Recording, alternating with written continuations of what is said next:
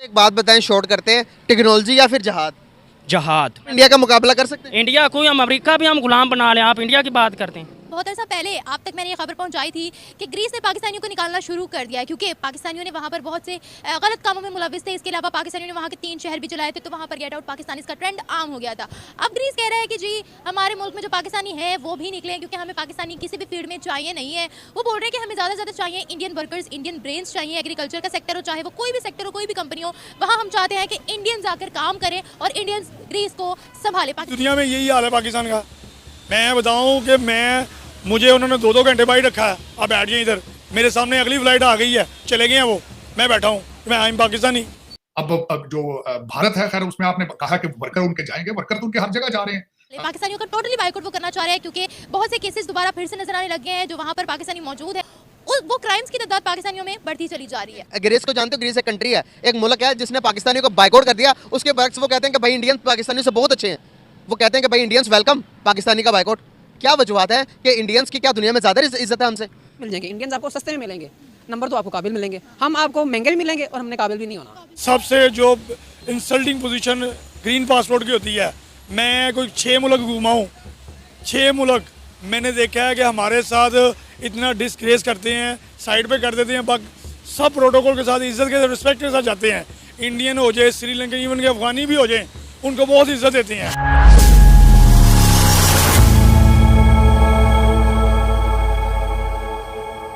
नमस्कार दोस्तों, ग्रीस अपने यहाँ कर्मचारियों की कमी से जूझ रहा है।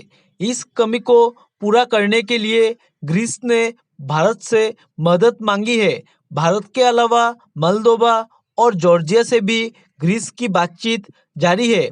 ग्रीस के अप्रवासी मंत्रालय ने इस बारे में ऐलान किया था कि भारत और ग्रीस में कामगारों को लेकर डील लगभग पक्की हो चुकी है।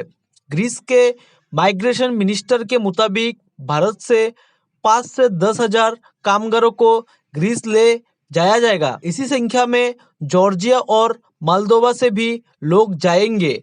आर्थिक तंगी से जूझ रहे पाकिस्तान ने भी ग्रीस की इस योजना में शामिल होने के लिए ग्रीस सरकार से संपर्क किया था, लेकिन सरकार ने पाकिस्तान की अर्जी को नज़रअंदाज करते हुए कोई जवाब नहीं दिया। पाकिस्तानी जनता आए दिन इस बात की शिकायत करती रहती है कि उन्हें गिने चुने देशों के अलावा कहीं काम नहीं करने दिया जाता है। जनता इसके पीछे पाकिस्तान की विदेश नीति को कोसती है। ग्रीस के श्रम और सामाजिक इंश्योरेंस मंत्री एडोनिस जॉर्जियाडिस ने कहा कि मुझसे बहुत से लोग पूछते हैं कि कौन से देश है जिनके साथ हम कामगारों को ग्रीस लाने की बात कर रहे हैं। वो है जॉर्जिया, भारत और मोल्दोवा। इसके बाद फिलीपीन, वियतनाम और आर्मेनिया भी इसमें शामिल है, लेकिन पाकिस्तान इसमें शामिल नहीं है। माइग्रेशन मिनिस्टर दिमित्रिस कैडिनिस ने कहा कि ग्रीस में खासतौर से कृषि क्षेत्र में कामगारों की कमी है।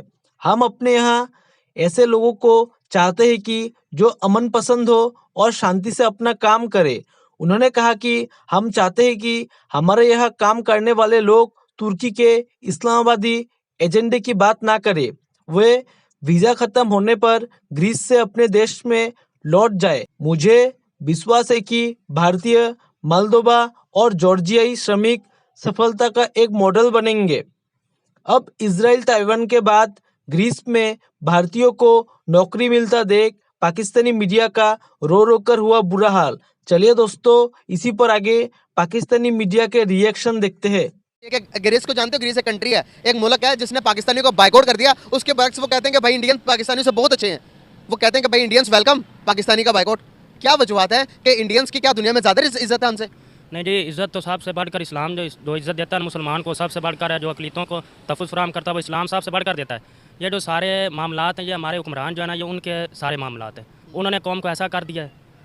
कोई देखता है, वो जब देखते हैं कि जनाब ये हुक्मरान इनके ऐसे हैं, कोई 5 साल पूरे नहीं करता, अपनी मार लूट कर रहे हैं, पैसा खाए जा रहे हैं। हुक्मरानों पर सारी बात तो डाल दो दी, लेकिन यहाँ पर यह लॉजिक नहीं बनता। फॉर एग्जांपल क्या ग्रीस के अंदर जाकर आप इंडिविजुअली तौर पर आप अपनी जात के जिम्मेदार हो, वहाँ पर जाकर रेप केस में किसी के साथ छेड़छाड़ी करोगे, लड़कों लड़के के साथ करेंगे, दूसरे रेप करेंगे जबरदस्ती पकड़ के, तो क्या उसमें हुक्मरान जिम्मेदार है? सऊदी अरेबिया के अंदर जाकर हम वहाँ पर वीजा लगवा के जाते हैं उम्रे का, वहाँ पर जाकर हम भीख मांगना शुरू करते हैं, क्रिमिनल एक्टिविटीज में पार्टिसिपेट करते हैं, सबसे ज्यादा जेलें भरी हुई है पाकिस्तानियों से। दूसरे नंबर पर आप देखिए दुबई ने भी हमारा बाइकआउट किया। वो कहता है सबसे बेस्ट इंडियंस है, वो वहाँ पर आते हैं, 2 नंबर ही नहीं करते, किसी के साथ झूठ नहीं बोलते, धोखाबाजी नहीं करते। क्या कहेंगे इस पर? देखें, कुछ अफराद की निस्बत से एक मछली गंदी हो तो सारे तालाब को गंदा कर देती है, लेकिन एक मछली की गंदा होने की वजह से आप सारे तालाब को गंदा नहीं कह सकते। आप मैं बता रहा हूँ क्रिमिनल एक्टिविटीज में पाकिस्तान का जो पार्ट है बहुत ज्यादा लोग हैं दुबई के अंदर। अभी आप सर्च करें गूगल पे, गूगल को यूज करते हैं? नहीं, इतना ज़्यादा नहीं। नहीं करते, तो आपको तो करना चाहिए। गूगल को यूज, यूट्यूब को यूज करते हैं? यूट्यूब को बहुत कम करते हैं, बहुत कम। अच्छा, खबरें सुनते हैं? ये भी बहुत ही कम तो सुनते आप हैं। दुनिया से किसी भी चीज़ से अवेयर नहीं है, तो आपको क्या पता होगा कि दुनिया में क्या चल रहा है? भाई दुनिया के बारे में इन्फॉर्मेशन रखना भी बहुत इतना ही जरूरी है जितना कि आपके लिए ऑक्सीजन है। हमें यहाँ पर पता नहीं। अब आप कह रहे हो कि भाई एक मछली पूरे तालाब को गंदा करती है, अगर आप इसके बारे में आपको इन्फॉर्मेशन होती तो आप कहते हैं कि वाकई में यार ये चीज़ें हमें ठीक करने की जरूरत है। देखें, वही तो मैं कह रहा हूँ, जो गैर कानूनी है या जो कानून को ख़राब कर रहा है, कानून की फॉलो नहीं करता कानून को, तो उसको आप उसकी सज़ा दें, वो उसका हकदार है सज़ा का। जो करता है आप उसको तो उसके साथ ना मिलाएं। मतलब क्या, मुझे समझ नहीं आई। आप देखें, मतलब जो अफराद जाके सारे तो वहाँ जाकर ये काम नहीं ना करते, अच्छे लोग भी होते हैं। अच्छे लोग भी हैं, बिल्कुल हैं, अच्छे लोग भी सारे नहीं करते, लेकिन चंद एक में से भी बहुत ज्यादा तादाद है भाई। हमारे यहाँ पर सड़कों पर वहाँ पर जाकर कच्ची गरियाँ बेच रहे हैं दुबई के अंदर। आप मुझे बताओ, एक एडवांस सिटी जिसे आप टेक्नोलॉजिकल एडवांस कह सकते हो कि दुनिया के एडवांस कंट्रीज में से आता है, जहाँ पर टूरिस्ट हब माना जाता है दुबई को। आपको पता वहाँ पर इंडियंस की शेयर कितना? नहीं, मुझे आधे से ज्यादा दुबई। वहाँ पर 3 लैंग्वेजेस को प्रायोरिटी दी जाती है, सबसे पहले अरबी, इंग्लिश, उसके बाद हिंदी। वहाँ पर उर्दू नहीं लिखी भाई, हिंदी लिखी हुई है। देखें, मान लीजिए आपकी बात वो दे रहे हैं, प्रोटोकॉल भी दे रहे हैं, आपकी बात मान। मेरा एक सवाल है आपको, वो इस्लामी रियासत है मदीना, सबसे पहले मरकज़ है इस्लाम का।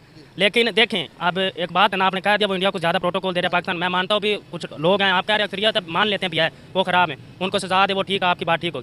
देखें, इसराइल के साथ ताल्लुकात सऊदी अरब क्यों नहीं तोड़ रहा? ये भी कहना भी जो मुसलमानों को तो वो सपोर्ट ही नहीं करते, इसराइल को कर रहे हैं कि नहीं कर रहे? फलस्तीन का नाम भी नहीं लेते। एक मौलवी साहब ने नाम लिया और उसको जनाब फौरी पुलिस आ गई, उसने उसको जेल में डाल दिया। ये बात ये भी आप लाए ना नेट पे। बताए ना, आप बता, खुल के बताए, क्यों नहीं ला रहे? आपको पता है? वो तो क्या गुलामी का पट्टा उनके गिरे मैं बताता हूँ, गुलामी का पट्टे पुट्टे ये सारी बातें पुरानी हो चुकी है। इकोनॉमिकल तौर पर अगर आप देखोगे, अगर आप थोड़ा सा इसके बारे में भी रिसर्च करोगे, पढ़ोगे, तो आपको पता चलेगा कि इजराइल इस टाइम दुनिया की मल्टीनेशनल कंपनीज को, बड़ी बड़ी कंपनीज को लीड कर रहा है। आपका फेसबुक, आपका यूट्यूब, आपका इंटरनेट, सारा का सारा इजराइल से होकर गुलाम है। ये कोई बात थोड़ी है, वो हमारी जमीन इस्तेमाल कर रहा है। मुसलमान इस्लाम की सारी दुनिया कायनात अल्लाह की ना सारी, तो मुसलमानों के लिए बनी, काफिरों के लिए थोड़ी बनी है। अल्लाह ताला ने दुनिया सारी जमीन मुसलमानों के लिए सारी हमारे, वो गुलाम है, वो हमारी जमीन इस्तेमाल, वो अल्लाह की इजराइल के लोग हमारे गुलाम है। वो हमारी जमीन छोड़ दें, हम उनका मोबाइल इस्तेमाल नहीं करते, वो हमारी जमीन से निकल जाए।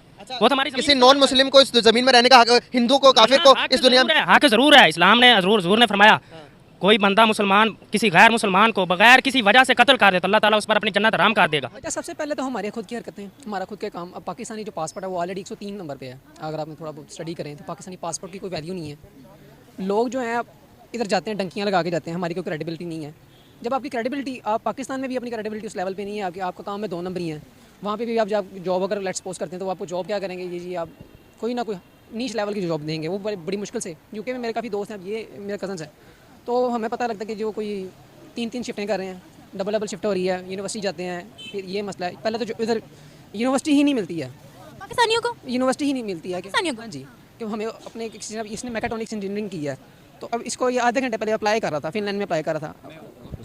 अच्छा, मैं ना अप्लाई कर रहा था फिनलैंड में, मैंने और भी किया इटली वगैरह में। यूनिवर्सिटी के लिए? जी यूनिवर्सिटी। इटली में तो मेरा ना स्कॉलरशिप भी मुझे मिली हुई है, लेकिन क्या है कि इधर एम्बेसी जो है ना वो मतलब ठीक काम नहीं करी। होता ही है कि यहाँ से जो डंकी मार के जाते हैं इटली, तो वो बहुत ज़्यादा तादाद में पाकिस्तानियों की होती है, तो इसलिए पाकिस्तानियों का जो करैक्टर है ना उधर मतलब ठीक समझा नहीं जाता। जय हिंद दोस्तों, स्वागत है आपका आपके YouTube चैनल जय हिंद पर। वीडियो को लाइक और चैनल को सब्सक्राइब जरूर करें और हम आपके लिए पाकिस्तानी मीडिया के एक से बढ़कर एक लेटेस्ट वीडियो लाते रहेंगे।